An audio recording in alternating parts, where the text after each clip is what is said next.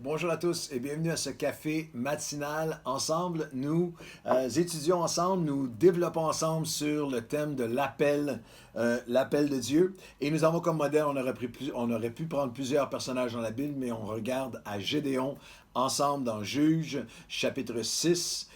Et on va y être pendant quelques jours, pendant plusieurs jours ensemble, parce qu'il y a beaucoup à dire sur l'appel. Puis on va regarder à d'autres personnages bibliques et le développement de votre appel. C'est une passion dans ma vie, dans mon ministère, d'aider des gens à découvrir leur appel, découvrir leur potentiel et le développer. C'est pour ça que j'ai écrit ce livre sur l'épître de Paul aux Philippiens. Développer et découvrir votre plein potentiel.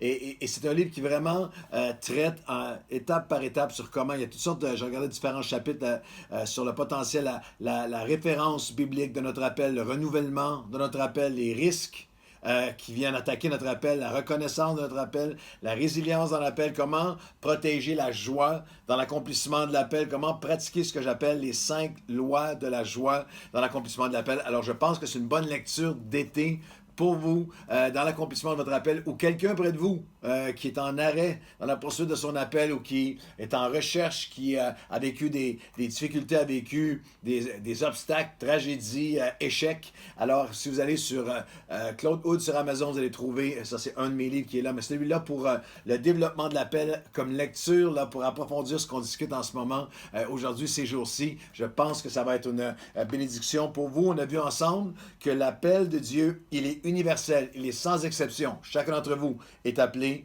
Il est non seulement universel, mais il est aussi unique. Il est sans égal. Il n'y a personne qui peut égaler ce que vous êtes appelé à faire. Personne ne peut accomplir comme vous ce que Dieu vous a appelé à faire et à être. L'appel est universel, il est unique.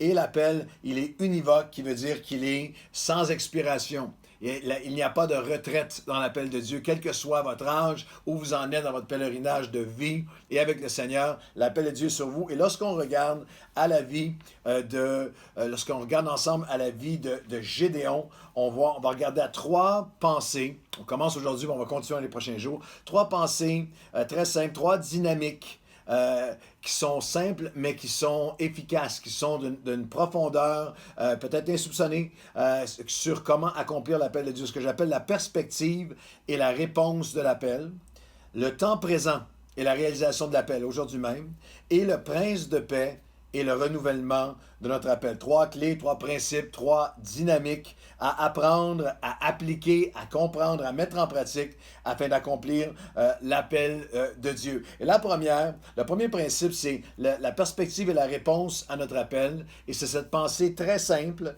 Notre appel n'est jamais passif, il est actif. Notre appel n'est jamais passif, il est actif. Alors on va lire notre texte ensemble dans la première étape de cet appel de Dieu à Gédéon, dans Juges chapitre 6 et les versets 11 à 13.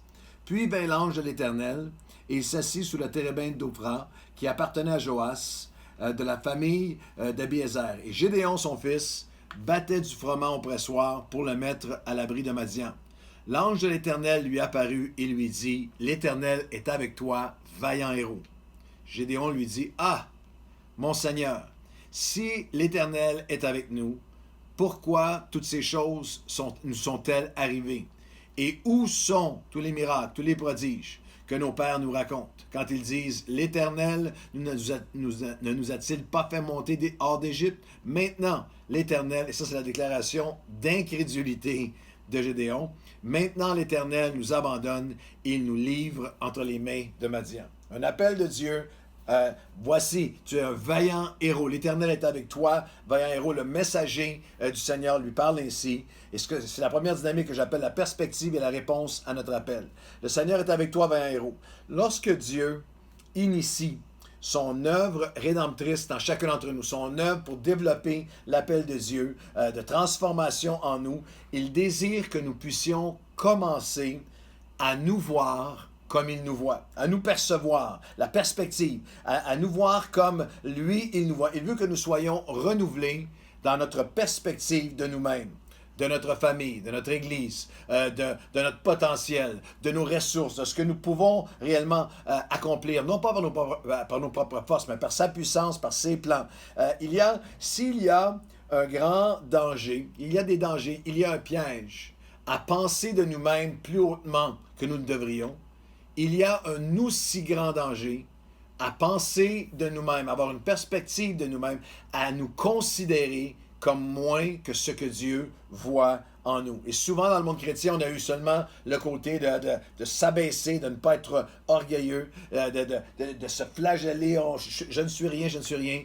Mais il y a un grand et un avorteur de destinée qui est lorsque je regarde à moi-même avec... et on ne parle pas ici d'être orgueilleux ou d'être vaniteux, mais il y a un besoin de nous voir comme Dieu nous voit. Lorsqu'on parle de notre perspective de nous-mêmes, on parle de la perspective de mon passé, de mon présent et de mon avenir, et c'est trop souvent une perspective qui est à l'horizontale, qui vient seulement de la dimension humaine. Trop d'entre nous, et chacun d'entre nous, avons à combattre cette perspective qui repose, qui est alimentée, qui est limitée par nos passés, par des paroles qui ont été mises sur nous, par des paroles, à certains d'entre vous, là, sur des années, qui ont été prononcées sur vous, par nos échecs, par notre enfance, par notre milieu, par notre culture, par des fautes, par des déceptions, par des tragédies sans explication qui ont pris place, par des délais que nous n'avons pas compris, et même par des mensonges qui sont sataniques dans leur nature.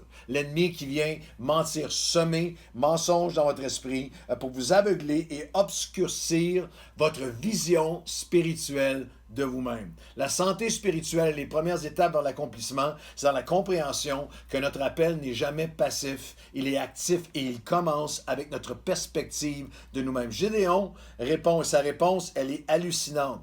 Elle provient d'un cœur qui est aveuglé, d'un cœur qui est découragé. Il répond, ah oui, si je suis un vaillant héros, où sont les miracles? Si nous sommes appelés de Dieu de cette façon-là, où sont les miracles et pourquoi nous est-il arrivé tout ce qui nous est arrivé?